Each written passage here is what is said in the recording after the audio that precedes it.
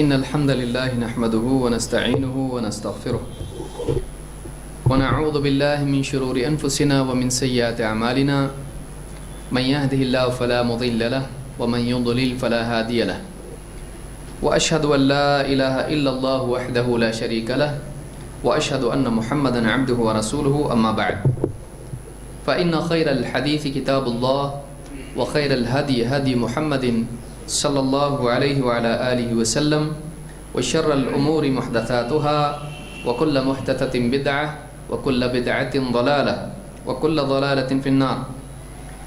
قال النبي صلى الله عليه وسلم إذا سرتك حسنتك وساءتك سيئتك فأنت مؤمن. میرے محترم دینی بھائیوں، اللہ رب العالمین نے قیامت کے دن اور دنیا میں کامیابی کو اہل ایمان کے لیے مقدر کیا ہے، اور ایمان وہ صفت ہے جس کے بغیر ایک انسان نہ دنیا میں اللہ کا مقرب ہو سکتا ہے نہ آخرت میں، نہ دنیا کی کامیابی حقیقی کامیابی اس کو مل سکتی ہے، نہ آخرت میں وہ فلاح اور سعادت سے ہمکنار ہو سکتا ہے۔ لہٰذا پہلی چیز اور سب سے اہم چیز جو انسان کو اپنی زندگی میں لانی چاہیے وہ ایمان ہے۔ ایسا ایمان جس میں انکار نہ ہو، ایسا ایمان جس میں شک نہ ہو، ایسا ایمان جس میں شرک نہ ہو۔ لہٰذا ایمان زندگی میں آنا یہ نہ صرف کامیابی کا راستہ ہے بلکہ اپنی ذات میں خود ایک کامیابی ہے۔ ایک انسان کو دنیا میں ایمان مل جانا یہ خود ایک کامیابی ہے، اور اس کامیابی یا اس نعمت کے نتیجے میں دنیا میں انسان اللہ کی مدد کا حقدار بن جاتا ہے، اور اسی طرح سے آخرت میں بھی اللہ رب العالمین کے مغفرت اور جنت کا حقدار بنتا ہے۔ لیکن ایمان کے لیے، ایمان والوں کے لیے یہ ضروری ہے کہ عقیدہ صرف یقین نہ ہو بلکہ اسی کے ساتھ ساتھ زندگی میں اس کے اوصاف اور اثرات بھی ظاہر ہوں۔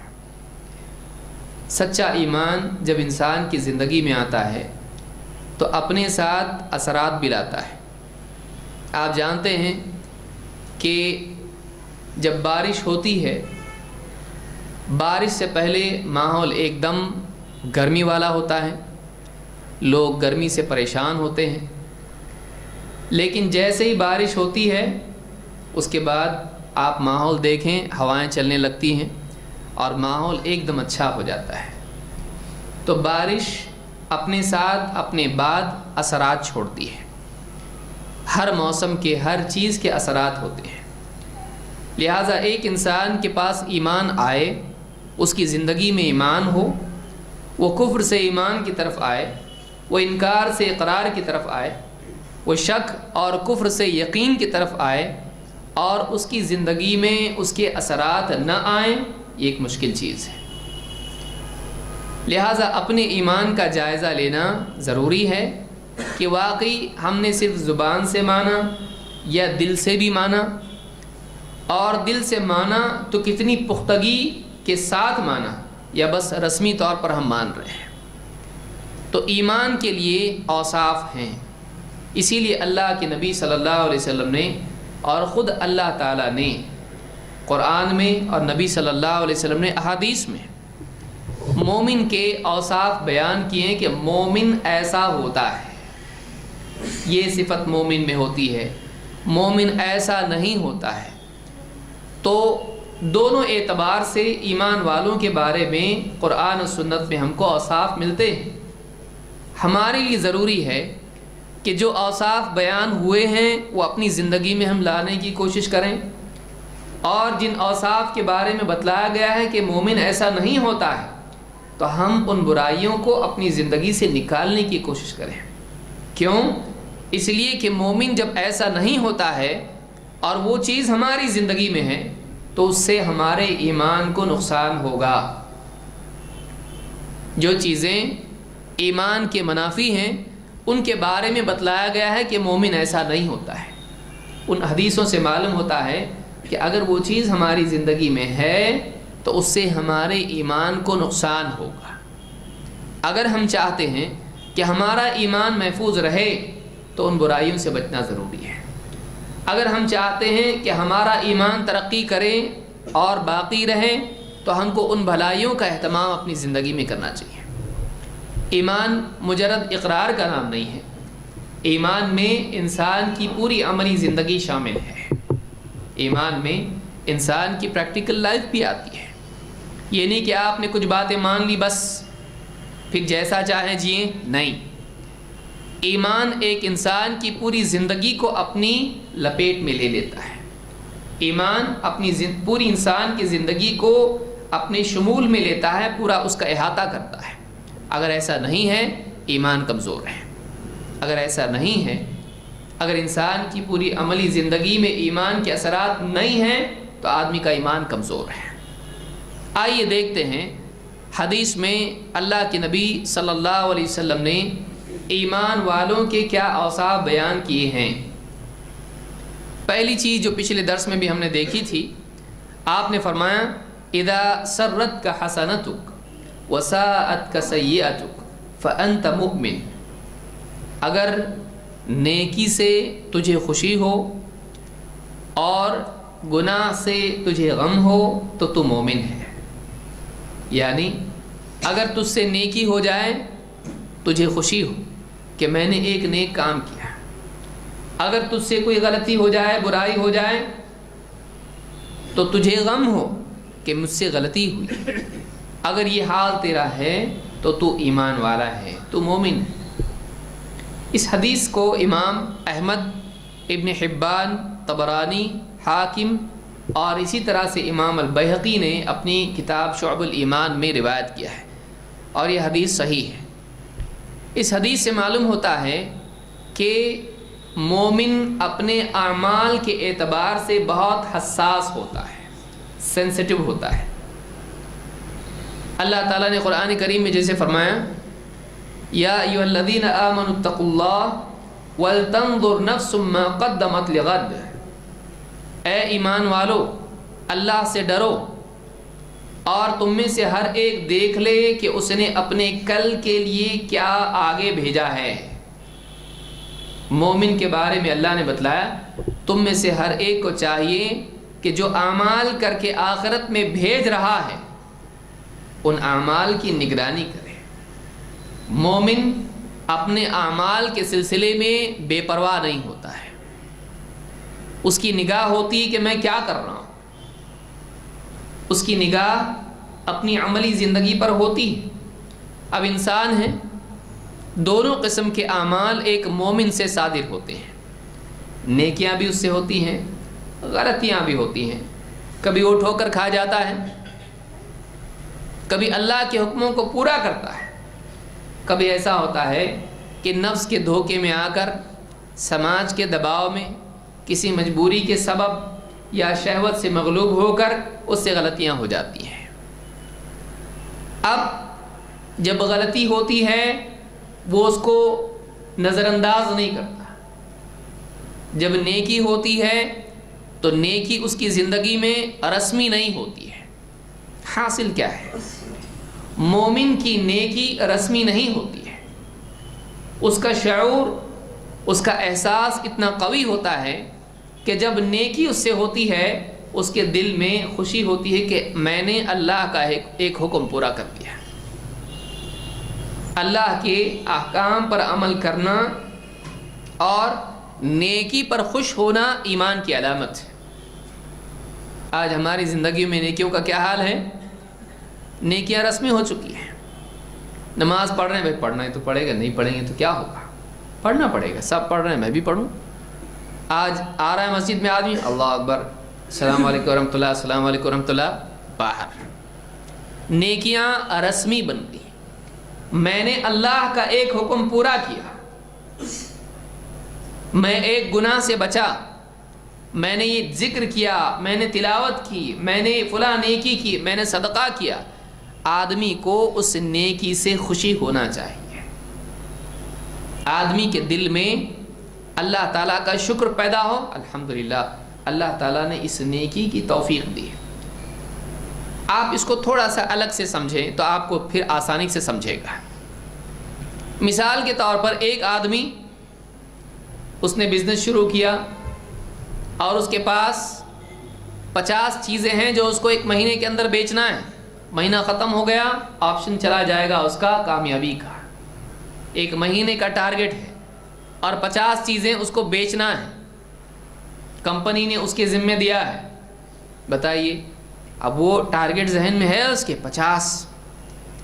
ایک کسٹمر آیا, بھائی کیسا, ایسا, اچھی چیز ہے, ہاں اچھی چیز ہے, لے جاؤ, لے لیا, یہ لو پیسے. کیا ہوگا اس کے بعد؟ ایک چلا گیا, خوشی, یہ چلو بھائی اب 49 بچ گئے.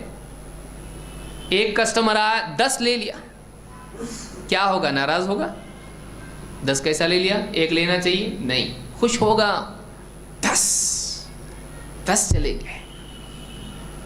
تو ایک انسان اس کے پاس پیسہ آ رہا ہے, مان لیجئے جاب کر رہا ہے, اور جاب کرتا ہے, جب تاریخ اس کی آئی, کمپنی نے تنخواہ دی اس کو, کیا ہوتا ہے؟ خوش ہوتا ہے کہ غمگین ہوتا ہے؟ کیا پیسے مل گئے ایسا ہوتا نہیں, خوش ہوتا ہے پیسہ آیا. اور اگر کمپنی کا ہے اس مرتبہ تمہاری تنخواہ بڑھا دی گئی, کتنی ہے صاحب؟ پہلے تم کو 50,000 ملتی تھی, اب 1 لاکھ, کیا ہوگا؟ خوش. کیوں خوش ہوا بھائی؟ پیسہ بڑھا نا, بڑھنے سے خوش ہوا. نیکی بڑھنے سے خوش کیوں نہیں؟ سوال یہ ہے کہ اگر ایک انسان کے پیسے بڑھ جائیں تو اس کو خوشی ہو, اور اس کی نیکیاں بڑھیں اس سے خوشی نہ ہو, کس بات کی علامت ہے؟ دنیا کی زندگی کو آخرت کے مقابلے میں, دنیا کی چیزوں کو دینی اعمال کے مقابلے میں یہ زیادہ اہمیت دیتا ہے, یا کم از کم دنیا کے بارے میں اس کا شعور زندہ ہے, وہ سمجھتا ہے کیا ہو رہا ہے, لیکن دینی اعمال اس کی زندگی میں رسم بن چکے ہیں, اس کی سوچ سے کنیکشن اس کا ٹوٹ چکا ہے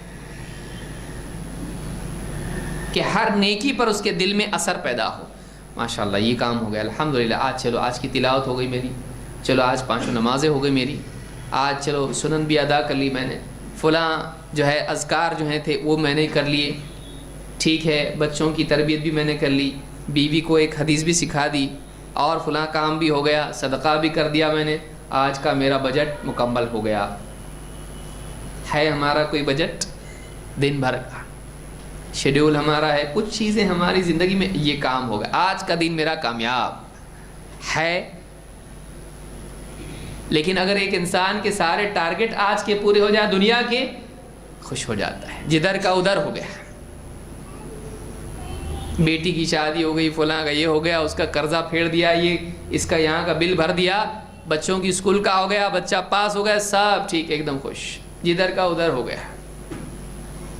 دنیا میں آدمی کو دنیا کی چیزیں ملیں خوشی ہو, اور ہوتی ہے, لیکن دین, زندگی میں ترقی دینی ہو اور اس کو احساس اس کا نہ ہو, تو احساس کا نہ ہونا اس بات کی علامت ہے کہ دین اس کی زندگی میں رسمی ہو چکا ہے, روٹین بن گیا ہو, روٹین بن گیا. جیسے ایک آدمی نیند میں سے اٹھا, اٹھ گیا, ٹھیک ہے, موبائل چیک کیا, کوئی ہے مس کال, کچھ ہے, کوئی میسج نہیں, رکھ دیا, گیا ٹوائلٹ میں گیا, باہر آیا, دانت مانجھے, اس کے بعد منہ دھویا, کپڑے وپڑے پہن لیے, ناشتہ کیا, کچھ ہوتا؟ الحمدللہ ٹوائلٹ گیا, الحمدللہ منہ دھویا, الحمدللہ موبائل نہیں. کیوں؟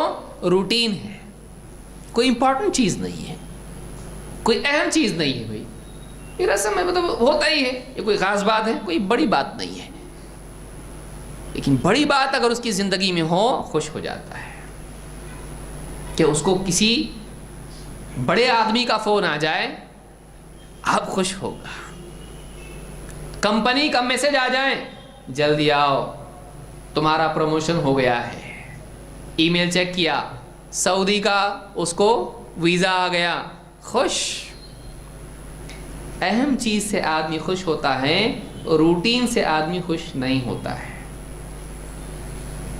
بنیادی بات کیا ہے؟ جو چیز اس کی زندگی میں اہم ہے، جس کا انتظار وہ کر رہا تھا، جس کی چاہت اور رغبت دل میں تھی، وہ ہونے پر خوشی ہوتی ہے۔ لیکن جو رسمی چیزیں ہیں اور جن کو وہ اتنی اہمیت نہیں دیتا ہے، اس سے خوش ہوتا نہیں۔ سادہ مثال، گھر پہ آیا، معلوم ہے کھانا تو بنا ہی ہوگا، کھانا بنائیں، ہاں بنائیں، ٹھیک ہے پروس دو، کھا رہا ہوں۔ بیوی کہے آج آپ کی پسند کا کھانا بنا ہے، کیا؟ فلاں چیز۔ او ہو، اب کیا ہو گیا؟ تھرمامیٹر اوپر، خوشی کا۔ اب اس کی مرضی کی مٹھائی بنی ہے، اس کی مرضی کا کھانا بنا ہے، اور باہر سے بھی کچھ منگوایا گیا ہے اس کے لیے۔ آپ کے دل کی طرح کھانا بنا ہے آج، جو آپ نے اس دن کہے تھے نا ایسا ہو تو کتنا اچھا، آج ویسا بنا۔ اب کیا ہو جائے گا؟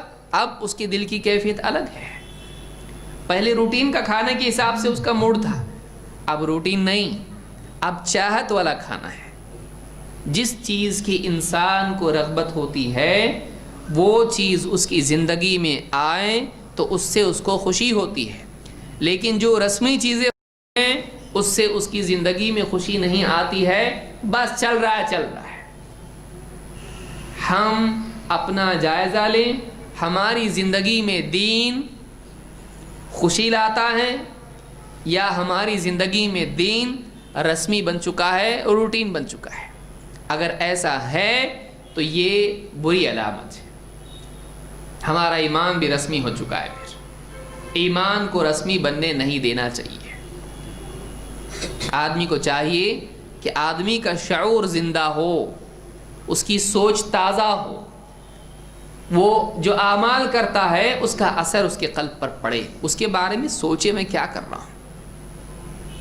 تو یہ نیکیوں کے بارے میں، برائیاں وَسَاءَتْكَ سَيِّئَتُكَ، تیری برائیوں سے تجھ کو دکھ ہو، تیری برائیوں سے تجھے دل میں تکلیف ہو، اگر ایسا ہوتا ہے تو مومن ہے۔ مومن ہے، غلطیاں ہوتی ہیں، انسان ہے بھائی، کل ابن آدم خطاء، آدم کی اولاد خطا کار ہے، غلطیاں ہوتی رہتی ہیں۔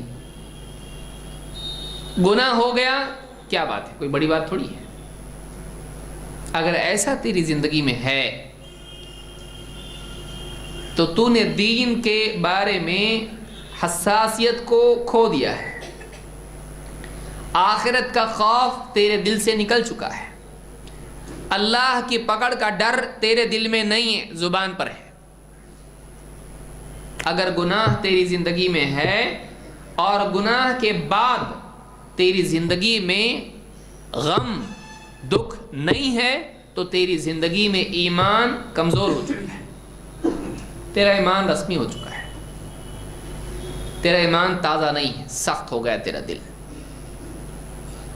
مومن، آپ دیکھیے اس عورت کا واقعہ جس سے زنا ہوا تھا، اے اللہ کے رسول مجھ کو پاک کیجئے، چین آیا نہیں، جب تک کہ یہ توبہ نہیں کرے گا، پاک نہیں ہوگا، اس کو سکون نہیں ملے گا۔ سادہ مثال، اگر آپ کے بدن پر، باہر سے آپ جا رہے ہیں، راستے پر چل رہے ہیں، اور آپ کے بدن پر کوئی پرندہ اوپر سے پاخانہ کر دے، آپ ایسے ہی چلیں گے؟ کیا ہے، پاخانہ تو ہے، اور کیا ہے، کریں گے ایسا؟ نہیں، آپ کو چین نہیں آئے گا۔ کہیں سے پانی، آپ دکان پہ جائیں گے، پانی کی بوتل خریدیں گے، 50 روپے 10 روپے 20 روپے دے کر وہ پانی لیں گے، اس کو دھوئیں گے، بچا ہوا پئیں گے، پیسے پورے وصول کرنا ہے بھائی، پورا دھوئیں گے، آپ پیسے سے خرید کے اس کو دھوئیں گے۔ کیوں؟ شرمندگی۔ کیوں؟ راستے سے چلوں گا، لوگ دیکھیں آپ کے کپڑوں پر کوا پاخانہ کیا بھائی، آپ کو احساس نہیں؟ معاف کرنا، شرمندگی کہ لوگ کیا کہیں گے، کہ میرے کپڑوں کے اوپر گندگی رہے اور میں راستے پر چلتا رہوں، میں اسی حال میں آفس میں جاؤں، لوگ دیکھ کے ہنسیں گے۔ گندگی آدمی کے بدن پر لگ جاتی ہے، آدمی کو تب تک کہ چین نہیں آتا ہے جب تک کہ اس کو صاف نہ کر لے۔ اور نام اعمال کی گندگی، بھائی گناہ جب ہوتا ہے اس کا بھی تو اثر ہوتا ہے دل پر بھی اور نام اعمال میں بھی۔ کیا اس سے شرمندگی ہے؟ نہیں۔ گناہ کر رہا، زمین میں پھر رہا ہے، بس اس لیے کہ لوگوں کو دکھائی نہیں دیتا ہے۔ اگر مان لیجیے ایسا ہوتا کہ آدمی گناہ کرے، اس کے ماتھے کے اوپر کالا نشان آ جاتا، جب تک کہ توبہ نہیں کرے گا تب تک کہ وہ نشان نہیں جائے گا۔ اگر دل کی بجائے چہرے پر دھبا آتا تو لوگ کتنی جلدی توبہ کرتے ہیں کہ گناہ کیا، چہرے پر کالا دھبا، پھر کیا اور بڑھا، پھر کیا اور بڑھا، پورے چہرے پر ایک دم کالک کہ دیکھنے والا پہچان لے اس نے بہت گناہ کیا، اب تک کہ توبہ کر کے کلین نہیں ہوا۔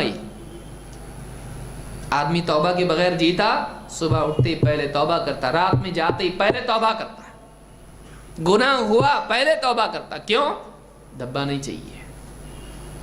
کس کے لیے؟ لوگ دیکھیں گے، پہچان لیں گے۔ لوگوں کا احساس تجھ کو زیادہ ہے، اللہ کا نہیں۔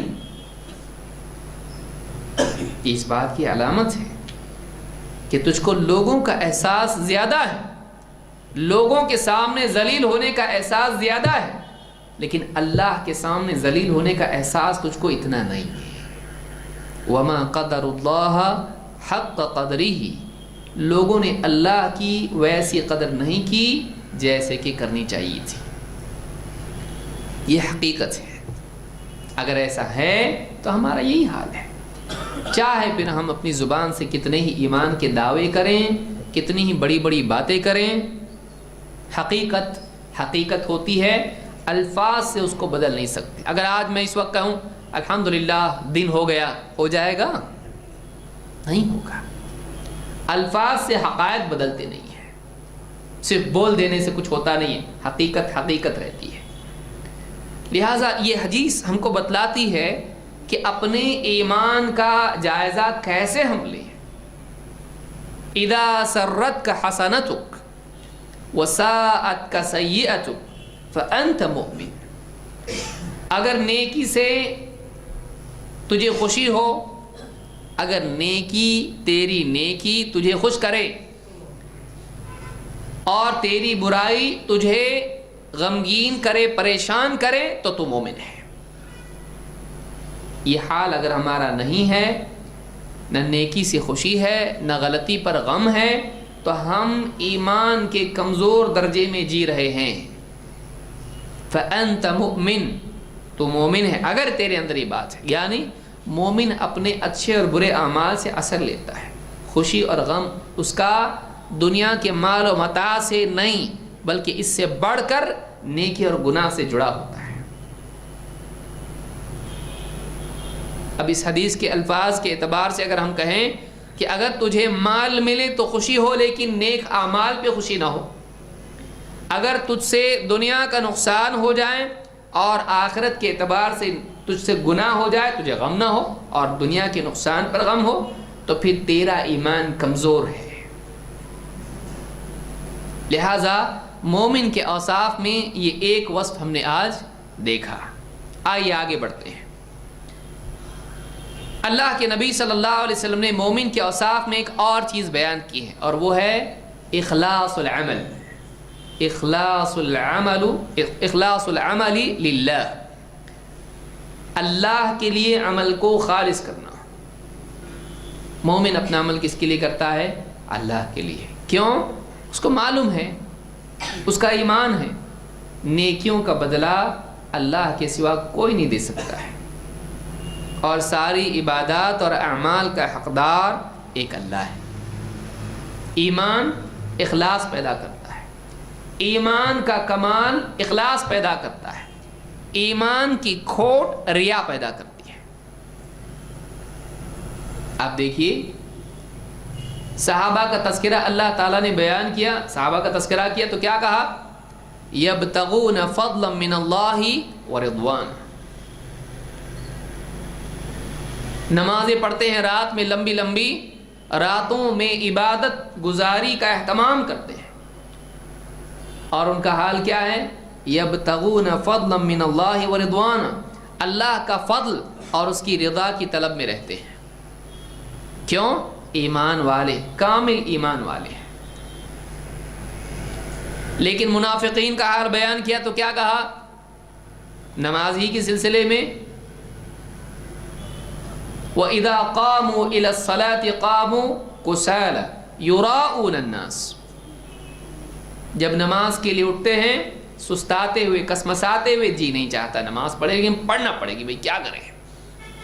یُرَاءُونَ النَّاسَ، لوگوں کو دکھانے کے لیے نماز پڑھتے ہیں، دکھاوا کرتے ہیں، نماز میں بھی اور دوسرے اعمال میں بھی، اللہ کے لیے نہیں، سماج میں دکھانے کے لیے کرتے ہیں، بھائی ہم بھی کر رہے ہیں، ہم بھی مسلمان ہیں.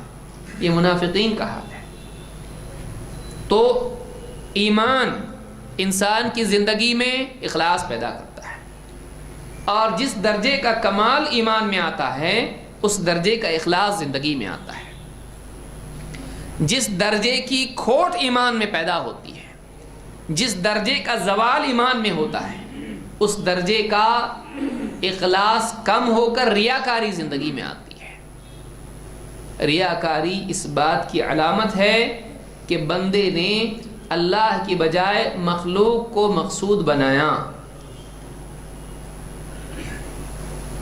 ریاکاری کس کی علامت ہے؟ ریاکاری اس بات کی علامت ہے، دکھاوے کے لیے عمل کرنا، عمل میں دکھاوا کرنا اس بات کی علامت ہے کہ بندے کا مقصود اب اللہ نہیں رہا، بندے کا مقصود اب مخلوق بن گئی ہے. ورنہ وہ اللہ کو دکھاتا، بھائی مخلوق کو کیوں دکھاتا؟ وہ اللہ کی تعریف نہیں چاہتا ہے، وہ بندوں کی تعریف چاہتا ہے. لہٰذا ایک انسان اللہ کی عظمت کو جب کھوتا ہے اور مخلوق کی عظمت جب اس کے دل میں آتی ہے، آخرت کو جب وہ بھول جاتا ہے، دنیا ہی کی اہمیت اس کی نگاہ میں ہوتی ہے، اس میں ریاکاری آتی ہے. جتنا آپ سوچیں گے آپ کو اور سمجھے گا. ریاکاری دنیا کو آخرت پر اور مخلوق کو اللہ پر ترجیح دینے کا نتیجہ ہے. لیکن مومن ایسا نہیں ہوتا ہے. مومن اپنے اعمال کو سنبھالتا ہے، اپنے اعمال کو سنبھالتا ہے. آپ دیکھیے گھروں میں دودھ ہوتا ہے، جب بازار سے دودھ خرید کے لاتے ہیں، خواتین اس کو جانتی ہیں، کہتی ہیں دودھ گرم کر لو، وہ ایسے ہی رکھیں گے پھٹ جائے گا، خراب ہو جائے گا. دودھ خراب ہونے سے بچانا ضروری ہے، لہذا اس کی حرارت باقی رہنا چاہیے. اس کو گرم کرو، نہیں خراب ہو جائے گا، پھٹ جائے گا. کھانا فریج میں رکھو، باہر رکھو گے خراب ہو جائے گا. انسان اپنے کھانے کی حفاظت کا طریقہ جانتا ہے، اپنے دودھ اور اپنی چیزیں ان کی حفاظت جانتا ہے. وہ اپنے اعمال کی حفاظت کیوں نہیں جانتا؟ ریاکاری آدمی کے عمل کو برباد کرتی ہے، اخلاص اس عمل کو باقی رکھتا ہے، مقبول بناتا ہے. اللہ کے نبی صلی اللہ علیہ وسلم فرماتے ہیں ثلاث لا یغل علیہن قلب امرئ مسلم. تین چیزیں ہیں، ان تین چیزوں کے معاملے میں مومن کے دل میں کھوٹ نہیں ہوتی ہے. ان تین چیزوں کے معاملے میں مومن کے دل میں بگاڑ نہیں ہوتا ہے. کیا ہے وہ؟ نمبر 1 اخلاص العمل للہ، اپنے عمل کو اللہ کے لیے خالص کرنا. چھوٹی نیکی، بڑی نیکی، کوئی بھی نیکی ہو، نیکی ہے، اور وہ اس وقت تک کہ قبول نہیں ہو سکتی جب تک کہ اس میں اخلاص نہ ہو. یعنی وہ نیکی اللہ کے لیے اگر نہیں ہے اللہ اس کو قبول نہیں کرتا. اگر اللہ کے لیے ہے تو ہی اللہ قبول کرتا ہے, اور مومن اس کو جانتا ہے. لہٰذا اس کی زندگی میں جتنے نیک اعمال ہوتے ہیں وہ اللہ کے لیے ہوتے ہیں. اور آدمی واقعی ایسا کر کے دیکھے اس کو ایمان کی ترقی محسوس ہوگی. ہر نیکی کرے اس میں مخلوق کی تردید کر کے اللہ کے لیے اس کو کرے. مخلوق کی طلب سے مجرد ہو کر خالق کی رضا کے لیے عمل کرنا. مخلوق نہیں چاہیے, اللہ چاہیے. لا الہ الا اللہ. کلمہ توحید میں پہلے انکار ہے پھر اقرار ہے.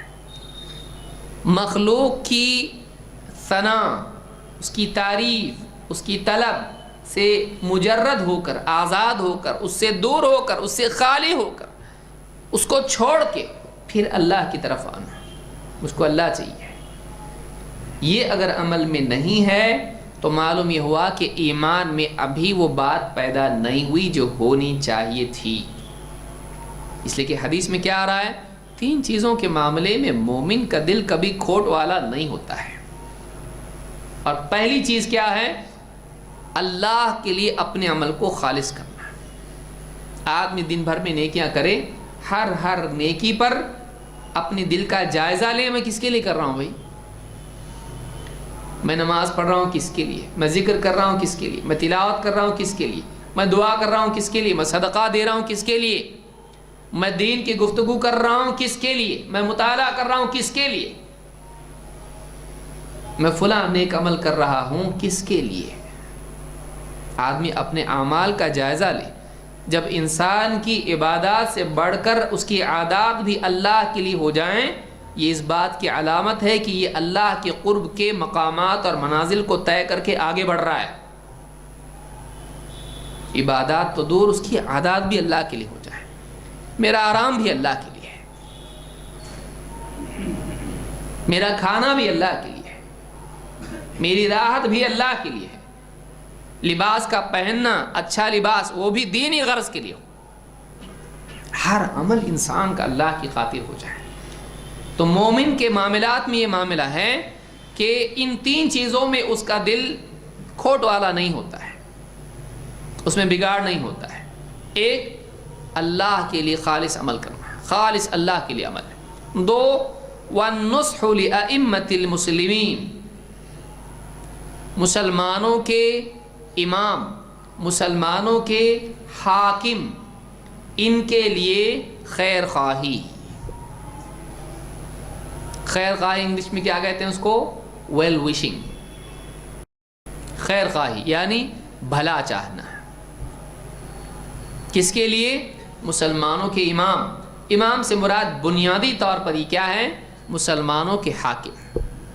اگر آپ اس میں علمی اعتبار سے امام بھی لے لیں کوئی حرج نہیں, اس لیے کہ یہ عام ہے. لیکن بنیادی طور پر مسلمانوں کے جو امام ہیں, جو حاکم ہوتے ہیں, ان کی خیر خواہی ہونا چاہیے. اسی لیے امام احمد ابن حنبل رحمہ اللہ سے کہا گیا, انہوں نے کہا تھا کہ اگر مجھے معلوم ہو جائے کہ میری ایک دعا اللہ ضرور قبول کرے گا تو میں وہ ایک دعا جو وقت کا حاکم ہے اس کے لیے مانگوں گا, اللہ اس کے لیے ہدایت اور اس کے لیے جو ہے خیر کے دروازے کھولے, میں اس کے لیے دعا کروں گا. کیوں؟ اس لیے کہ مسلمانوں کا حاکم اگر بگڑ جائے بگاڑ عام ہوتا ہے. مسلمانوں کا حاکم اگر سنور جائے, دینی اعتبار سے وہ پختہ ہو جائے, سارا معاملہ پوری جو ہے رعیت کا معاملہ صحیح ہو جاتا ہے. ایک انسان کا بگاڑ کئی لوگوں کے بگاڑ کا ذریعہ بنتا ہے, اور ایک انسان کا سدھار کئی لوگوں کے سدھار کا ذریعہ بنتا ہے. جیسے آج بھی ہم کہتے ہیں گھر کا بڑا اگر سدھر جائے پورا گھر سدھرے گا, وہی بگڑ جائے پورے گھر میں بگاڑ آئے گا. لہذا مسلمانوں کی جو رعیت ہے وہ سدھرنے کے امکانات بڑھ جاتے ہیں جب ان کا حاکم صحیح ہو, اور اس کے لیے دل میں کھوٹ نہیں ہونا چاہیے. آج آپ دیکھیے کتنے لوگ ہیں جو مسلمانوں کے حاکم مختلف ممالک میں ہیں, خاص طور سے سعودی عرب میں, ان سے نفرت رکھتے ہیں, اور ایران کے جو ہیں حکام ان کے لیے ہمدردی ہے۔ عجیب بات ہے، جو توحید کو قائم کریں ان کے لیے، جو اللہ کے گھر کی حفاظت کریں، اتنے سارے انتظامات کریں، مرکز ہے پوری دنیا کا، نمازوں کے اعتبار سے، رمضان کے اعتبار سے، حج کے اعتبار سے، اتنی سہولیات، مال لٹائے وہاں پر تعمیر کے ذریعے سے یا کسی بھی اعتبار سے، ساری سہولیات سب کچھ کریں اور وہاں سے قرآن کو عام کریں، توحید کو عام کریں، وہاں جگہ جگہ لوگوں کی تربیت کے لیے مراکز قائم کریں، ہر طرح کی سہولیات اس کے لیے مہیا کریں۔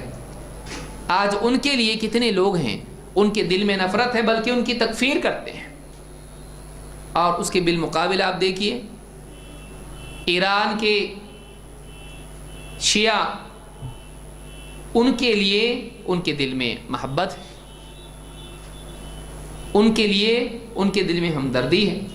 ہم تو یہ کہتے ہیں کہ ساری انسانیت کے لیے ترحم انسان کے دل میں ہو، ان کی ہدایت کی طلب ہو، ان کی اصلاح کی چاہت ہو، لیکن یہ کیا ہے کہ ان کے لیے نفرت اور ان کے لیے محبت، جبکہ یہ اگر بگاڑ ان کے اندر ہے تو اس کے مقابلے میں ان کو دیکھو ان کے اندر کیا ہے۔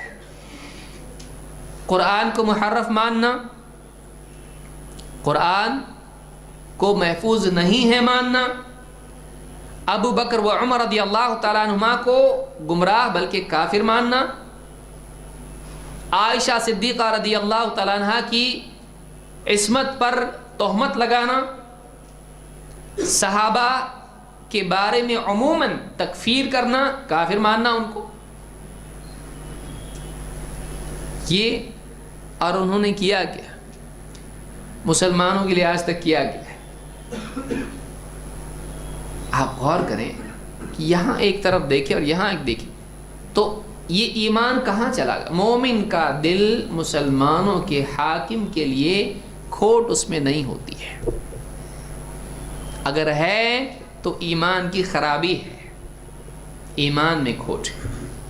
لہذا آدمی کو چاہیے، دیکھیے حکام جو بھی ہوتے ہیں ان سے کوتاہیاں ہو سکتی ہیں، اس لیے کہ وہ انسان ہے، لیکن اس کی وجہ سے ان کے لیے ایک انسان سازشی ذہن رکھے یہ اچھا نہیں ہے، تکفیری ذہن رکھے یہ اچھی بات نہیں ہے، بلکہ آدمی ان کے لیے ہدایت کی دعا کرے، ان کے لیے رشد و ہدایت کی دعا کرے، ان کے لیے خیر کی دعا کرے آدمی۔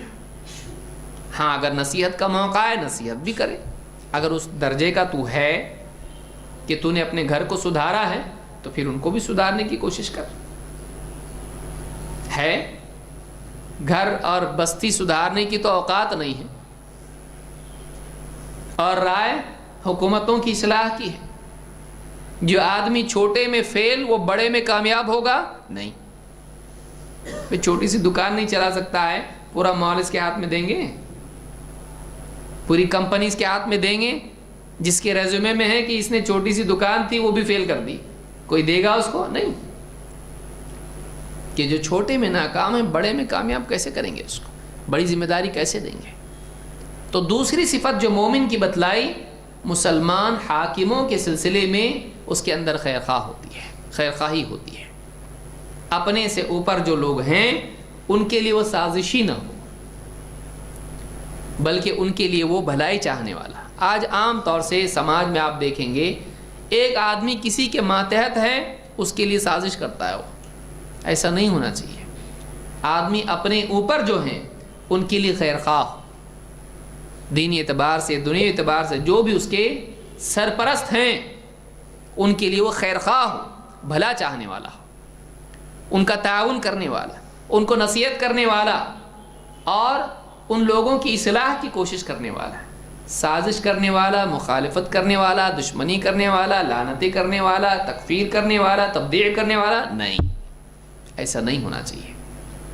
تو یہاں کہا کہ وَالنُّصْحُ لِأَئِمَّةِ الْمُسْلِمِينَ، اسی میں آپ اماموں کو بھی شامل کر لیں، علماء، چاہے وہ عقیدے کے اعتبار سے ہوں، ائمہ یا فقہ کے اعتبار سے ہوں، تفسیر کے اعتبار سے ہوں، حدیث کے اعتبار سے ہوں، ان ائمہ کی تعظیم، یہ نہیں کہ ایک انسان ان کی خدمات کو سرے سے نظر انداز کر کے ان کی بعض اجتہادی خطاؤں کو دیکھتے ہوئے ان کے خلاف زبان دراز کریں، یہ مناسب نہیں ہے۔ آدمی کو چاہیے کہ جن علماء نے، جن ائمہ نے دین کی خدمت کی ہے، اپنی زندگی کو وقف کیا، اگر ان سے کچھ علمی اعتبار سے کچھ کوتاہیاں ہوئی ہوں، اگر ان سے کچھ اجتہادی فیصلوں میں غلطی اور خطا صادر ہوئی ہو، نظر انداز کرے، اس لیے کہ اللہ تعالیٰ نے خود امت سے وعدہ کیا ہے، اور ربنا لا تؤاخذنا ان نسینا او اخطأنا، اللہ نے قبول کیا، اے ہمارے رب اگر ہم بھول جائیں یا ہم سے خطا ہو جائے اجتہاد میں تو اے اللہ ہماری پکڑ مت کر۔ اللہ نے قبول کر لیا اس کو، تو اللہ تو قبول کر لے اور ہم اس کو چھوڑنے کے لیے تیار نہ ہوں، تو یہ بہت افسوس کی چیز ہے۔ تو مسلمانوں کے جتنے امام گزرے ہیں، یہ جو علماء بڑے بڑے گزرے ہیں عالمی سطح پر ماضی میں، اور آج بھی جو علماء ہیں، جو بہت بڑے علماء ہیں، ان کے بارے میں آدمی اس کے دل میں خیر خواہی کا جذبہ ہونا چاہیے، محبت ہونا چاہیے، تعظیم ہونا چاہیے۔ 3 وَلُزُومُ جَمَاعَتِهِمْ، اور مسلمانوں کے ائمہ کے ساتھ خیر خواہی کے ساتھ ساتھ مسلمانوں کی جماعت کا لزوم اس کی زندگی میں ہوتا ہے۔ مومن، جماعت سے مراد اصلاً صحابہ کی جماعت، اگر دینی اعتبار سے آپ دیکھیں اصلاً کون ہے؟ صحابہ۔ اسی لیے حدیث میں کیا ہے؟ ابن ماجہ وغیرہ کی روایت میں آپ سے جب پوچھا گیا کہ 73 فرقے ہوں گے، سب کے سب جہنم میں جائیں گے سوائے ایک کے، وہ ایک کون ہیں؟ آپ نے جواب میں کہا وہی الجماع، وہی الجماع، یعنی وہ جماعت ہوگی۔ اور دوسری روایت میں ترمذی کی ہے، کیا ہے؟ کون ہوں گے وہ؟ آپ نے فرمایا ما انا علیہ واصحابی، جس پر میں اور میرے صحابہ۔ دونوں کو ملائیے، جماعت سے مراد اصلاً کون؟ نبی صلی اللہ علیہ وسلم اور صحابہ، اور وہ لوگ جو اس راستے پر ہیں، اہل حق کی جماعت۔ تو مومن اہل حق کی جماعت میں شامل ہوتا ہے، ان کے ساتھ ہوتا ہے فکر و عمل کے اعتبار سے، ان کو چھوڑ کے اپنی پگڈنڈی نہیں بناتا، نہیں سب ایسا جا رہے میں ایسا جا رہا ہوں، میں زیادہ سمجھدار، ایسا نہیں کرتا ہے۔ مومن عقیدے اور عمل کے اعتبار سے، منہج کے اعتبار سے جماعت والے منہج پر ہوتا ہے۔ اور 2 سیاسی اعتبار سے اگر آپ اس کو دیکھیں تو جو حاکم مسلمانوں کا ہے، اس کے ماتحت جو رعیت ہے، ان کے ساتھ وہ ہوتا ہے، اس کی مخالفت نہیں کرتا ہے اور اس کے خلاف خروج نہیں کرتا ہے۔ مسلمانوں کے لیے اسلامی تعلیم کیا ہے کہ مسلمان، ایک مسلمان جو مسلمانوں کی جماعت ہے، جو حاکم کے ماتحت ہے، مسلمانوں کا حاکم ہے اور جماعت ہے، اس سے ہٹ کے خروج نہیں کرتا ہے، بلکہ اس کے ساتھ رہتا ہے، اس کی ماتحتی میں رہتا ہے، اگر اس سے غلطی ہے تو اس کو نصیحت کرتا ہے، لیکن الگ سے اس کے لیے باغی جماعت نہیں بناتا ہے۔ اسلام میں یہ منع ہے، اسی لیے کہا کہ وہ لزوم جماعتہم۔ تو میں نے دونوں اعتبار سے بتلایا کہ اہل حق کی جماعت علم اور عمل کے اعتبار سے، عقیدے اور احکام کے اعتبار سے اہل حق کے ساتھ وہ ہو، اکیلا نہ ہو۔ اکیلا ہونا، جیسے آدمی آج کیا کہتا ہے، بھائی میں کسی کے ساتھ میں اکیلا ہوں، کیوں اتنا بھاری تو؟ ایک آدمی اکیلا کیسے ہو سکتا ہے؟ کیوں؟ اس لیے کہ حدیث میں آیا ہے کہ ایک آدمی جب اکیلا ہوتا ہے، شیطان اکیلے آدمی کو اچک لے جاتا ہے۔ کیسے؟ جیسے ایک بھیڑیا ریوڑ سے کٹی ہوئی بکری کو اٹھا کے لے جاتا ہے، پورے ریوڑ کو نہیں لیتا ہے۔ جنگلی جانوروں کو دیکھیے آپ، جو جانور، جو بکری ریوڑ سے الگ ہو جاتی ہے، اس کے اوپر وہ جانور حملہ کرتا ہے۔ شیطان بھی جو انسان مسلمانوں کی اجتماعیت سے الگ ہو جاتا ہے، میں میری زندگی جی رہا ہوں، میں میرا پڑھتا، میرا سنتا، میرا کرتا، میں کہاں اس کو اچک لے جائے گا شیطان معلوم نہیں۔ اس لیے آدمی کو چاہیے کہ دینی ماحول میں شامل ہو اور اگر اسلامی حکومت ہے تو حاکم کے خلاف بغاوت کرنے والوں کے ساتھ نہ ہو بلکہ اس کی ماتحتی والے لوگوں کے ساتھ آئے، اور دینی اعتبار سے اس جماعت کے ساتھ ہو جو پہلی جماعت کے نقش قدم پر چل رہی ہے۔ کتنی بڑی حدیث ہے، 3 چیزیں بتلائی گئی۔ اخلاص العمل للہ، مومن 3 چیزوں میں گڑبڑ نہیں کرتا، 3 چیزوں کے بارے میں بہت شارپ ہوتا ہے وہ۔ نمبر 1، اس کا عمل اللہ کے لیے ہوتا ہے، وہ اخلاص کے ساتھ عمل کرتا ہے، اس میں پرابلم آنے نہیں دیتا۔ 2، مسلمانوں کے حاکم کے لیے خیر خواہی اس کے دل میں ہوتی ہے، اس کا بھلا چاہتا ہے کہ ہمارے حاکم کا بھلا ہو، وہ اچھا کرے، یہ نہیں کہ وہ غلطی کرے تاکہ لوگوں میں بدنام ہو اور اس کے خلاف بغاوت ہو، نہیں، اے اللہ اس کو غلطی سے بچا، اس کے دل میں خیر خواہی ہوتی ہے۔ بعض اوقات انسان کے دل میں بگاڑ ہوتا ہے، انسان چاہتا ہے کہ فلاں غلطی کرے تاکہ بدنام ہو، تاکہ اس کے خلاف کچھ کرنے کا موقع ملے، نہیں ہونا چاہیے سب، یہ گندی سوچ ہے۔ سوچ کیسی ہونا چاہیے؟ ایک انسان غلطی نہ کرے، بگاڑ اس میں نہ آئے، برباد وہ نہ ہو، گمراہ وہ نہ ہو۔ اور 3، مسلمانوں کی جماعت کے ساتھ مومن لزوم اختیار کرتا ہے، یعنی ان کے ساتھ جڑا رہتا ہے، کٹ کے الگ نہیں ہوتا۔ اسی لیے آپ دیکھیں کہ اسلام میں اجتماعیت کو بہت اہمیت دی گئی ہے۔ بعض اوقات لوگ کیا کرتے ہیں، کٹ جاتے ہیں، دینی مجالس میں نہیں آتے، دینی پروگراموں میں نہیں آتے، علماء سے نہیں جڑتے، دینی جو بھی کام ہوتے ہیں اس میں کبھی نہیں، ایک دم کٹ کے سب سے الگ نہیں ہونا چاہیے انسان۔ کیوں؟ اس لیے کہ شیطان کے لیے گمراہ کرنا بہت آسان ہے، دل میں وسوسے ڈال کے نئے نئے افکار، نئی نئی سوچ، نئے نئے فلسفے اس کے ذہن میں ڈال دے گا، اور کوئی معاشرے میں جڑا ہوا نہیں ہے تو دل کے جذبات بھی دھیرے دھیرے سرد پڑتے جائیں گے، گناہوں کی طرف چلا جائے گا، گمراہ ہو جائے گا۔ یہ نہیں ہونا چاہیے۔ لہٰذا بعض لوگوں کے ذہنوں میں شیطان ہی ڈالتا ہے یہ بھی نہیں چاہیے، وہ بھی نہیں، بہت فرقے بازی ہو گئی، بہت اختلافات ہو گئے، اب میں سب سے کٹ کے میرے دل میں جو آئے گا صحیح لگے گا میں وہ کروں گا، میں خود ایک جماعت ہوں۔ اچھا، یہ گمراہی ہے، اللہ ہم سب کی حفاظت فرمائے۔ تو یہ 3 باتیں حدیث میں آئیں، اور اس حدیث کو امام احمد، ابن ماجہ اور حاکم نے روایت کیا ہے، ابو داؤد میں بھی حدیث موجود ہے، اور اسی طرح سے ترمذی میں بھی ہے۔ 3 مختلف صحابہ سے یہ حدیث آئی ہے، جبیر ابن مطعم، زید ابن ثابت اور عبداللہ ابن مسعود، اور حدیث صحیح ہے۔ تو مومن کے اوصاف میں سے یہ 3 وصف اور ہیں، اخلاص اور خیر خواہی اور لزوم جماعت، اجتماعیت سے جڑے رہنا، کٹنا نہیں بلکہ جڑے رہنا۔ اور آگے آئیے، مومن کے مزاج میں فرما برداری ہوتی ہے، منمانی نہیں۔ اللہ کے نبی صلی اللہ علیہ وسلم فرماتے ہیں وَعَلَيْكُمْ بِالطَّاعَةِ وَإِنْ عَبْدًا حَبَشِيًّا فَإِنَّمَا الْمُؤْمِنُ كَالْجَمَلِ الْأَنِفِ حَيْثُمَا قِيدَ انقاد۔ امام احمد، ابن ماجہ اور حاکم نے اس کو روایت کیا، اور حدیث صحیح۔ حدیث میں کیا بات ہے؟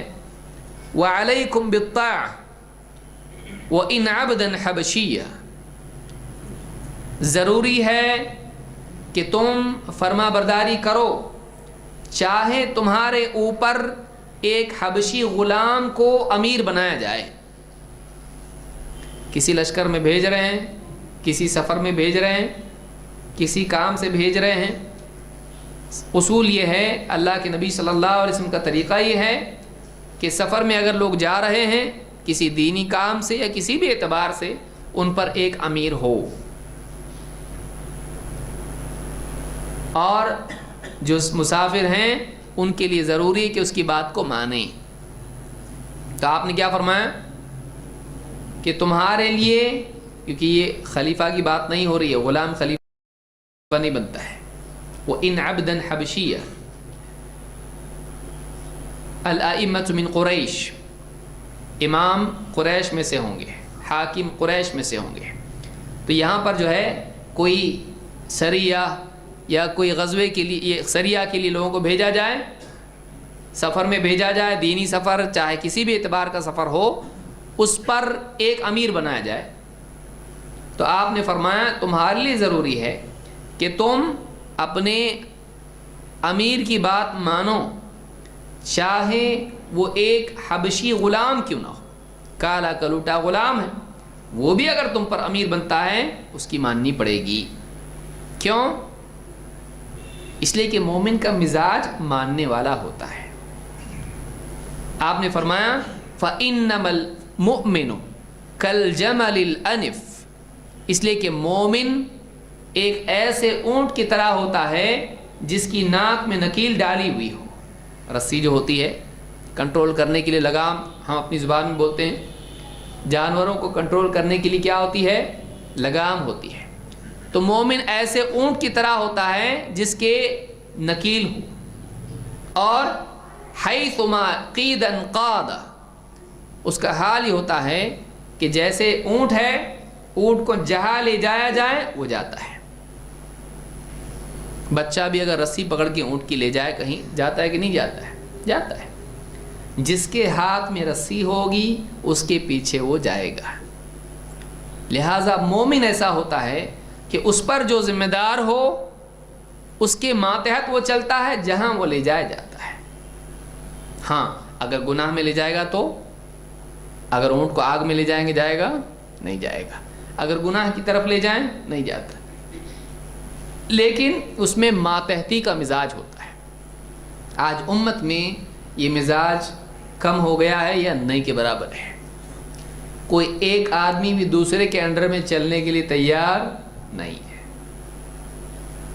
چاہے علماء کا معاملہ ہو، چاہے سرپرستوں کا معاملہ ہو، چاہے گھر کے بڑوں کا معاملہ ہو، چاہے بیوی شوہر کا معاملہ ہو، چاہے بچے باپ کا معاملہ ہو۔ آپ دیکھیے کوئی کسی کے تابع نہیں آج، میری سمجھ میں جو آیا میں کروں گا۔ اگر ایک اجتماعیت ہو، 4 آدمی جمع ہو کے کچھ کام شروع کریں، ان میں ایک سرپرست ہو جائے، جب تک کہ سب ایک ساتھ ہوتے ہیں ٹھیک، جیسے ہی اس کے عقل میں کچھ آتا جو اس کی سمجھ میں نہیں آتا، اب اس کی عقل جب الگ چلتی، اس کو لگتا ہے ایسا نہیں ایسا ہونا چاہیے، تو کیا ہو جاتا ہے؟ اپنی ایک نئی راہ بنا کے الگ ہوتا ہے۔ پھر وہ 3 بچے، ان میں کسی کے ذہن میں آتا حی علی الفلاح، پھر وہ ایک، اس طرح سے امت بکھرتی چلی جاتی ہے۔ اسی لیے کسی ایک پروجیکٹ پہ بھی ڈھنگ سے کام پورا ہوتا نہیں۔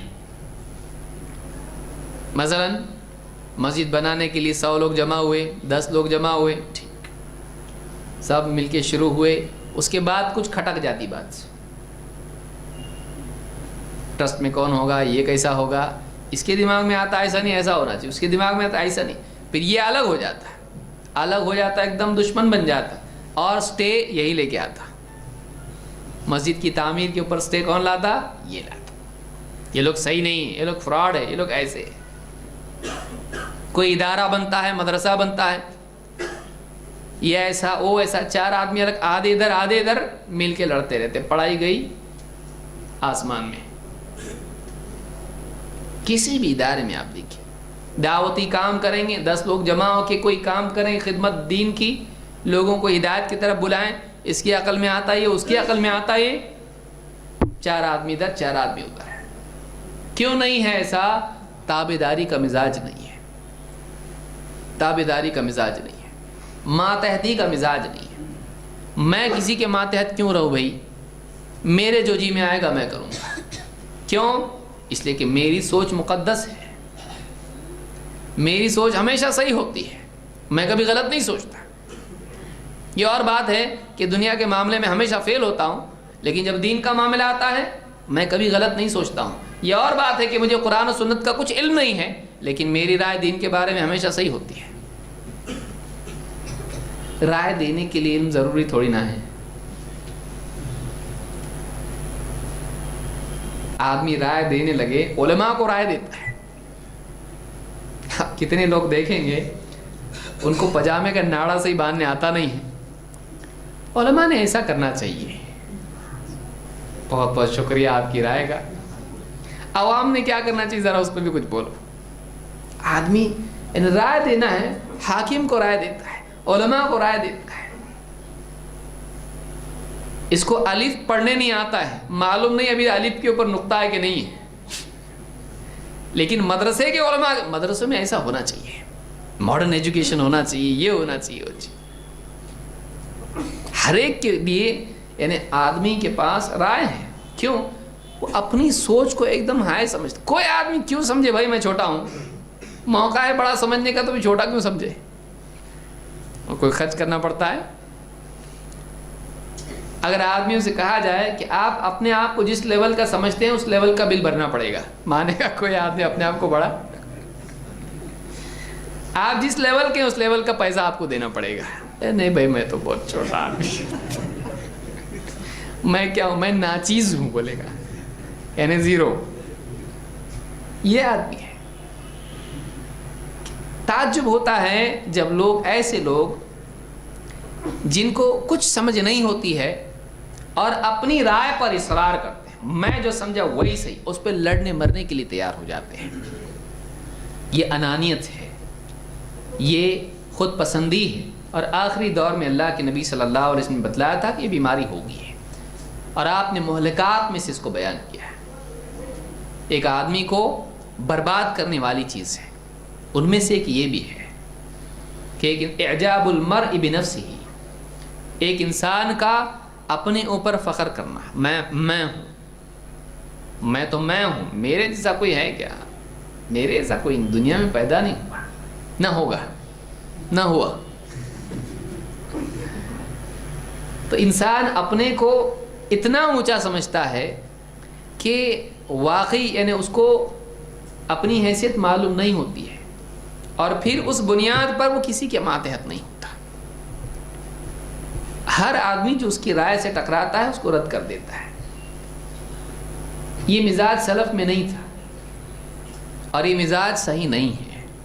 اس مزاج کا سب سے بڑا نقصان یہ ہوتا ہے کہ انسان غلطی پر باقی رہتا ہے، اصلاح اس کی نہیں ہو پاتی. ایک انسان میں اگر یہ مزاج ہو کہ بھائی اگر میری بات غلط ہے تو میں مانوں گا، کوئی انسلٹ کی کوئی بات نہیں، بتاؤ صحیح ہے تو میں مان لوں گا، بھائی میں اڑیل نہیں ہوں، ہاں مجھ کو لگ رہا ہے صحیح ہے لیکن بتاؤ تو مان لوں گا میں. اگر یہ کھڑکی آدمی اصلاح کی کھلی رکھے تو برباد نہیں ہوگا. آدمی اصلاح کی کھڑکی بند کر دیتا، نہیں میں جو سمجھا وہی صحیح ہے، میں سننے کے لیے تیار نہیں، یہاں سے مصیبت شروع ہوتی ہے.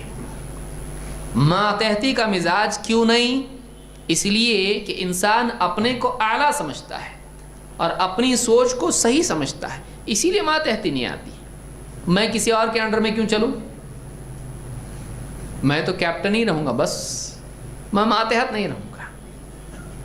یہ جو مسئلہ ہے انسان کا اپنے لیے فوقیت کا مزاج انسان کو ناکام کرتا ہے.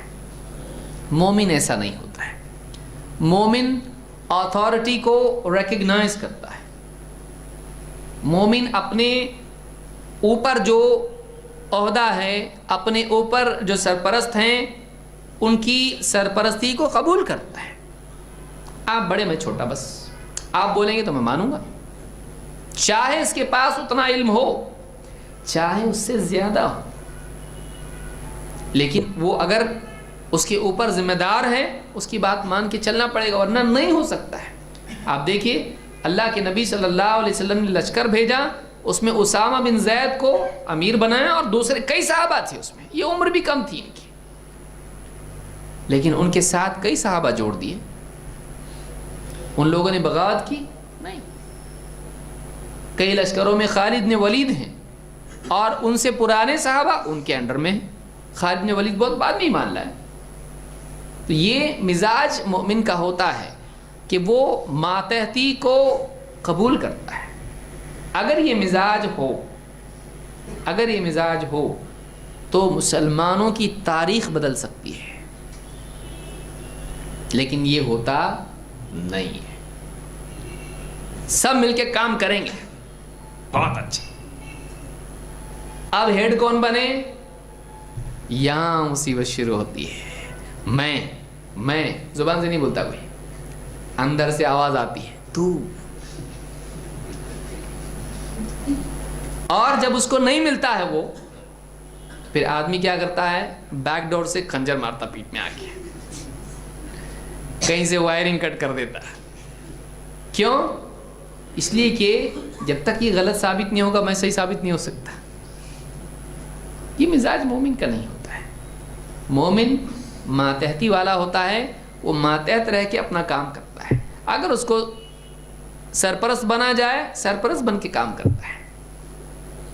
तो यहाँ पर हदीस में क्या आया, अल्लाह के नबी सल्लल्लाहु अलैहि वसल्लम फरमाते हैं कि अल मुमिनून हय्यिनून लय्यिनून, मोमिन अपने आप को हल्का समझ के चलते हैं। हय्यिनून, कमतर अपने आप को मान के चलते हैं। मैं बहुत ग्रेट हूं, नहीं, मैं एक आम इंसान हूं। अल्लाह ने क्या फरमाया, व इबादुर रहमान अल्लज़ीना यमशून अलल अर्दि हौना। अल्लाह के रहमान के बंदे कौन हैं? जो जमीन पर आजिजी से चलते हैं, अकड़ से नहीं। अल मुमिनूना हय्यिनून, एकदम टाइट नहीं होते हैं, वो राइट होते हैं। वो अपने आप को छोटा समझते, मैं आम इंसान हूं भाई, बोलते नहीं मैं आम इंसान हूं, बल्कि क्या है, वाकई अंदर से जानते हैं मेरे अंदर अगर खूबियां हैं तो कमियां भी हैं। क्या बड़ी बात है, मैं कौन सा वो स्पेशल हूं। हय्यिनून लय्यिनून, लय्यिन नरम, नरम मिजाज, घमंड वाले, तकब्बुर वाले, सख्त बोलने वाले, दिल दुखाने वाले नहीं, नरम बोलने वाले होते हैं। अल मुमिनून, देखिए कितनी उम्दा हदीस है। अल मुमिनून हय्यिनून लय्यिनून, पहला आएगा तो दूसरा भी आएगा, पहला जाएगा दूसरा भी जाएगा। आदमी सख्त बात लोगों से क्यों करता है? अकड़ है, तू क्या है, मैं हूं, सख्ती आ जाती है। और आदमी के अंदर अगर अपने आप को कमतर आदमी समझे, छोटा है, मैं कोई ख़ास बात नहीं, तो उसकी ज़ुबान में नरमी भी आ जाती है, इसलिए कि वो दूसरों का इकराम करता है, दूसरों की कदर करता है। वो अपने आप को दूसरों से आला और फौक, ऊंचा नहीं मानता है। अल मुमिनून हय्यिनून लय्यिनून, मोमिन कैसे होते हैं? आजिज़ी वाले, हम्बल जिसको आप कहेंगे, और लय्यिनून लीनियंट, नरम होते हैं, लोगों के साथ नरमी का सलूक करने वाले, सख्त अक्खड़ नहीं एकदम। और कल जमलिल अनिफी इनक़ीदा इनक़ाद व इदा उनीख़ अला सख़रतिन इस्तनाख़, एक ऊंट की तरह जिसकी नाक में रस्सी डाली हुई हो, लगाम नकील, जहां उसको ले जाया जाए जाता है और बिठा दिया जाए तो बैठ जाता।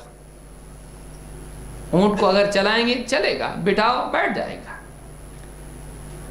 कौम आज ऐसी नहीं है, चलो चलेगी, रुको नहीं रुकते, तुम रुको हम जा रहे। हमारी कौम ऐसी आज, खड़े हो जाओ अल्लाह के बंदो, खड़े हो जाओ, खड़े हो जाते सब लोग, गर्म हो जाते हैं, जरा ठहरो, है नहीं ठहरते हम लोग, अभी मूड बन गया हमारा। इसलिए हदीस में दोनों बातें बयान हुई है। जब चलाया जाए ऊँट को तो चलता है, रोका जाए बिठाया जाए तो बैठ जाता है। ये दोनों चीज़ें होना ज़रूरी है, एक नहीं कि अपने को करने का है, कुछ मस्जिद बनाना है या फलां चीज़ करना है, ये करना है। अब जो भी उनका लीडर हो, जो भी उनका रहबर हो, कायद हो, एक तो पहले जागते नहीं, चलो बहुत ज़्यादा नीचे से आग जलाए तो फिर गर्म हो गए, जागे। अब उसके बाद में जब जाग जाते हैं तो फिर लीडर, रहबर, उनका कायद अगर उनको कहे थोड़ा रुको तो रुकने को तैयार नहीं होते, फिर अपनी मनमानी करते हैं। एक बार प्रोजेक्ट जहन में आ गया तो फिर वो प्रोजेक्ट मैनेजर के तहत नहीं रहते। अगर उनके दिल के जैसा स्टार्ट नहीं हुआ, अपने हिसाब से प्रोजेक्ट पे काम करते हैं। ये हाल है मुसलमानों का। ये बहुत बड़ा मसला है। मातहती, انسان کی زندگی میں خاص طور سے علماء کی ماتحتی بہت ضروری ہے. ٹھیک ہے بھائی، علماء میں اچھے برے دونوں ہوتے ہیں. بعض لوگ بولتے کیا علماء بولتے علماء اتنے بگڑے ہوئے ہیں، ان کا کیا؟ ارے بھائی ان کے انڈر میں جا بول رہے ہیں. دکان سے کچھ خریدتا کہ نہیں خریدتا؟ ملاوٹ ہوتی نا مارکیٹ میں، تو دکانوں میں جانا چھوڑ دیا؟ کیوں نہیں چھوڑا؟ بولے میں میری جگہ سے لیتا، صحیح جگہ سے. تو صحیح جگہ سے لینا، دکان کا بائیکاٹ مت کر، غلط دکان کا کر. اسی طرح سے علماء سے لینا، تو علماء ایسے ہیں علماء ویسے ہیں کر کے پورے علماء کو ہی چھوڑ دیا. ڈاکٹروں کو چھوڑا نہیں، انجینئر کو چھوڑا نہیں، ٹیچروں کو چھوڑا نہیں، کوئی فیلڈ والوں کو ٹوٹلی چھوڑا نہیں، علماء کو ٹوٹلی چھوڑا. کیوں؟ اس لیے کہ تیرے اندر ماتحتی کا مزاج نہیں ہے. وہاں تیرا مفاد ہے، یہاں تابعداری ہے، یہاں کچھ ملنے والا نہیں ہے. ڈاکٹر سے دنیا کا فائدہ، انجینئر سے دنیا کا فائدہ، اس سے فلاں دنیا کا فائدہ، اس سے تیرا کام اٹکا ہوا. یہاں نہیں، یہاں تیرے کو دین پہ ویسے بھی تو چلنا نہیں ہے. ان کو برا بول کے تو اپنے آپ کو چھوٹی کر لیا. میں میرے حساب سے 3 ٹائم کی نماز پڑھتا، میرے کو صحیح لگتا، خلاص. ارے علماء کا ہے کہ علماء، ایسا حال اس کا. اور وہ حدیث میں ہے نا، وہ دل سے فتویٰ پوچھو. آپ پوچھا میں نے، دل بلاؤ کہ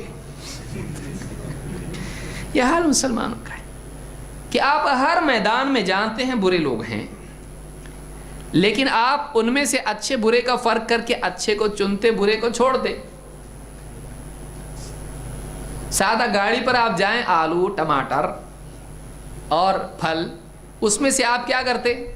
اچھے چنتے اور برے چھوڑتے. یہ سارا آپ کو ٹماٹر میں معلوم ہے، آلو میں معلوم ہے، کدو میں معلوم ہے، سیب میں معلوم ہے. آپ کو علماء میں کیوں معلوم نہیں؟ آپ کو چاہیے کہ علی الاطلاق آپ علماء کی تردید نہ کریں. گمراہ علماء بھی رہیں گے جو بدعات سکھائیں گے، شرکیات سکھائیں گے اور قرآن و سنت سے دور کریں گے، اپنے عقل سے فتوے دیں گے. یہ ایسے لوگ ہوں گے، قیامت تک رہیں گے. پہلے بھی تھے، اسی لیے تو اتنے سارے فرقے بنے. فرقے کس نے بنائے؟ گورنمنٹ نے. ایسے بگڑے ہوئے لوگ تھے جو گہرا علم رکھنے والے تھے، لیکن گمراہ ہو گئے. گمراہ کرنے والا کوئی ایسا آدمی گمراہ نہیں کرتا ہے جس کو کچھ نہیں آتا ہے. جس کو آتا ہے لیکن غلط آتا ہے، اور وہ صحیح چیز سے غلط چیز ثابت کرے، اس کو گمراہ بولتے ہیں. وہ دلیلیں دیتے ہیں، کتابیں لکھتے ہیں، یوں کرتے ہیں. کیوں بھائی؟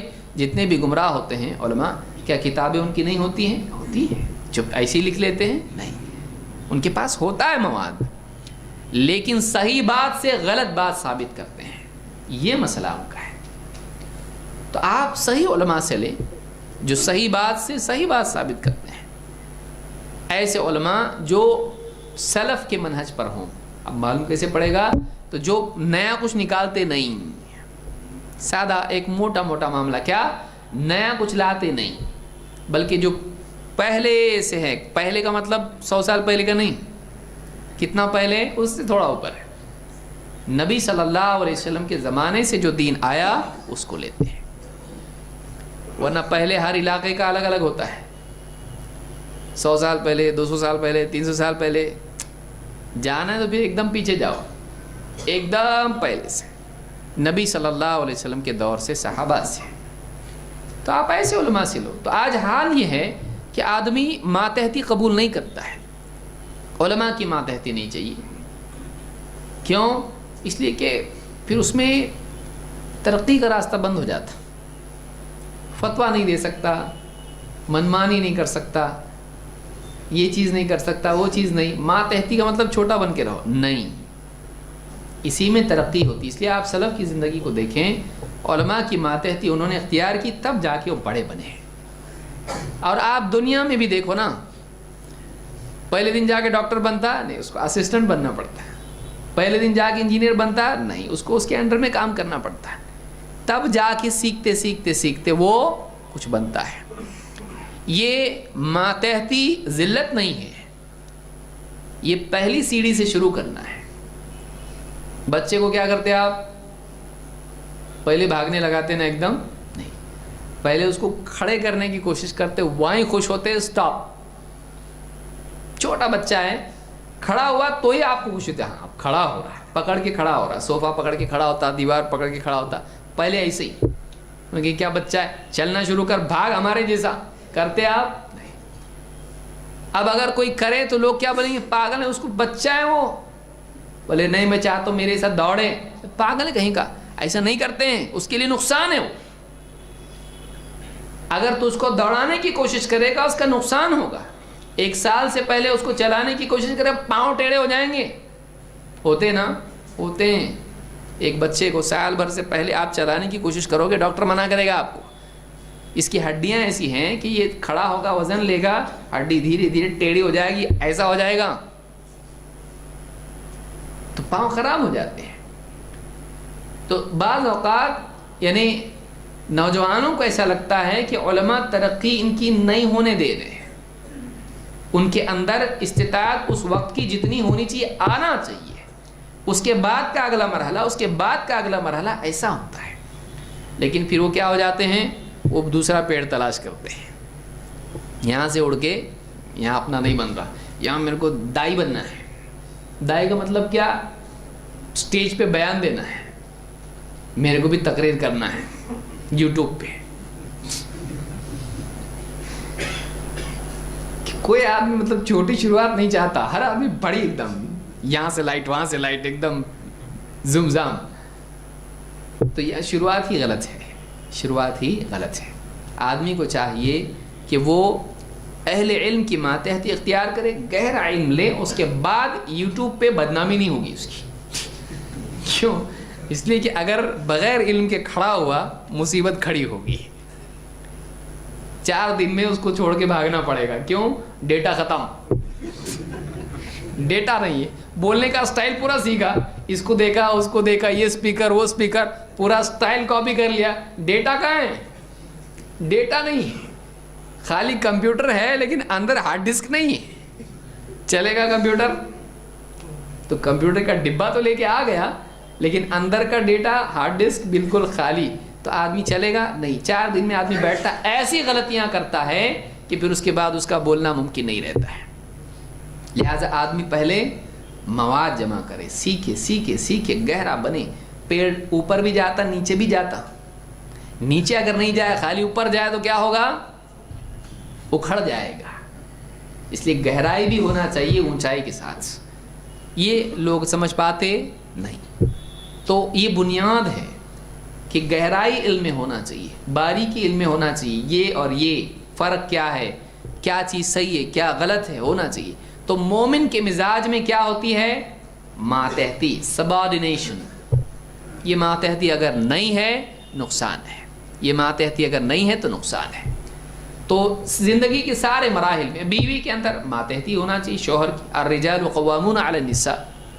لیکن ٹی وی دیکھ دیکھ کے بیوی کیا ہو رہی، میں آج کی ناری ہوں، شوہر کی پیاری ہوں لیکن آج کی ناری ہوں. اور ٹی وی پہ اس کو سب سکھاتے کیسا شوہر ساس سے ایک دم جنگ جیتنے کا، لڑاؤ پھوٹ ڈالو. ہاں برابر ماتحتی نہیں مزاج میں. شوہر کہے چپ رہو، تم چپ رہو. ہاں تو شوہر اپنی عافیت اسی میں سمجھتا ہے کہ اب اس کے بعد اور اس کو چپ بٹھاؤں گا تو اور شٹ اپ بولے گی، انگلش میں بولے گی. یہی چپ ہو جاتا. یہ حال ہے، ماتحتی نہیں. اولاد میں دیکھیے ماتحتی ہے نہیں.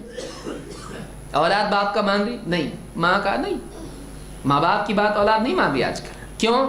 پڑھے لکھے بھائی، اپنا بھلا برا خود جانتے ہیں. ابھی کیا ضرورت ہے ماں باپ کی ماننے کی. اور ماں باپ اوپر سے ان پڑھ، ادھر آ بولے تم ادھر آؤ. یہ حال ماں باپ کے بارے میں ہے. ذرا بیٹا ادھر سن، ذرا آیا بہت بار بار بور کرتے چلے گیا باہر. یہ آج اولاد کا یہ حال ہے. آج ماتحتی نہیں، اپنے سپیریئر کی اتھارٹی کو نہیں پہچان رہا. ماں باپ اس سے بڑے ہیں، ان کی بات ماننا چاہیے. تو زندگی کے جتنے مراحل ہیں جہاں مومن کسی کے ماتحت ہوتا ہے، وہ اس میں برابر ماتحتی کو باقی رکھتے ہوئے کام کرتا ہے. وہ اپنی چھت کو گرانے کی کوشش نہیں کرتا، اپنی چھت کو گرانے کی کوشش نہیں کرتا، اس چھت کے نیچے کام کرتا ہے. اور پھر اگر اس کو ترقی ہو آگے جائے گا وہ بھی، لیکن وہ اپنے سے اوپر کی ٹانگ کھینچ کے پھر اوپر جانے کی کوشش نہیں کرتا ہے. یہ بربادی ہے, یہ برائی ہے کہ یہ اگر دوسرے کی ٹانگ کھینچتا ہے تو کوئی اس کی دونوں ٹانگیں کھینچنے والا بھی آتا اس کے بعد, تو یہ پھر سلسلہ شروع ہو جاتا ہے. لہٰذا اس حدیث سے ایک بہت اہم بات معلوم ہوئی کہ مومن, المؤمنون ہینون لینون, مومن اپنے آپ کو کم سمجھنے والے, عاجزی اور انکساری والے, اور اسی طرح سے نرم مزاج ہوتے ہیں, اور ایک اونٹ کی طرح ہوتے ہیں کہ اگر اس کو لگام پکڑ کے, نکیل پکڑ کے اس کو لے جایا جائے چلتا ہے, اور روک کے بٹھایا جائے بیٹھ جاتا ہے, حالانکہ اس کے پاس طاقت زیادہ ہے. ایک رسی کے ساتھ لے جانے والا آدمی, اس کی طاقت سے زیادہ طاقت کس کے پاس ہے؟ اونٹ کے پاس. وہی نہیں دیکھتا اس کی کوئی طاقت ہے, رسی سے کھینچے گا مجھ کو, اس کو میں کھینچوں گا تو, لیکن وہ دیکھتا ہے نہیں, لگام اس کے ہاتھ میں, اس کے پیچھے چلنا چاہیے, وہ چلتا ہے برابر, اس کے بچہ بھی ہو تو چلتا ہے. لہٰذا یہ اصول زندگی کا یاد رکھیں کہ ماتحتی کو برائی نہ سمجھیں, اس سے سماج اچھا بنتا ہے. جب اتھارٹیز اور ماتحت لوگ, سرپرست اور ماتحت, یہ نظام صحیح ہو جائے تو کوئی بھی قوم ترقی کرتی ہے. کسی غیر مسلم نے ایک بات کہی ہے کہ اگر لوگوں میں کریڈٹ لینے کا مزاج نہ ہو تو قوم بہت کچھ اچیو کر سکتی ہے. کیا کچھ نہیں ہو سکتا ہے اگر لوگ ایک چیز چھوڑ دیں, کریڈٹ مجھ کو نہیں چاہیے, یعنی میرا نام نہ ہو, میرا نام نہ ہو, کام سب مل کے کریں گے اور کام ہو. ایسا اگر سوچے تو کتنا کام ہو سکتا ہے. کتنے لوگ ہیں میرا نام نہیں ہوگا, میں نہیں آتا اس میں, اس لیے, اور بلکہ میں اس میں رکاوٹ ڈالوں گا. اس وجہ سے کیا ہو جاتا ہے, آدمی چھوٹا بن کے نہیں چلنا چاہتا ہے, وہ شہرت اور گنبد بننا چاہتا ہے. تو یہ افسوس کی چیز ہے, یہ نہیں ہونا چاہیے. لہٰذا مومنین کے مزاج میں ماتحتی ہوتی ہے اور اپنے سرپرستوں کی بات مان کے وہ چلتے ہیں. اس سے سماج میں خیر آتی ہے. آپ دیکھیے کوئی بھی بڑا ادارہ ہو, اس میں سرپرست کے ماتحت نہ چلے. ایک کلاس روم ہے, بچے ٹیچر کی سنتے ہی نہیں, کلاس روم کا کیا حال ہوگا, گڑبڑ ہو جائے گی, سب تماشا ہو جائے گا. لہٰذا ماتحتی زندگی کے اہم ترین اصولوں میں سے ایک اصول ہے, اور مومن اس کا خاص اہتمام کرتا ہے. اللہ رب العالمین سے دعا ہے کہ ہم سب کو خیر نصیب فرمائیں, اور جو اوصاف صفات مومنین کی بیان ہوئی ہیں ہم سب کو ان سے فائدہ اٹھانے کی توفیق عطا فرمائیں, وہ اوصاف ہم کو عطا فرمائیں. اور مزید انشاءاللہ اور بھی صفات ہیں مومنین کی, انشاءاللہ ہم اگلے دروس میں اس کو دیکھیں گے. یہ سلسلہ جاری رہے گا. اقول هذا واستغفر الله لي ولكم.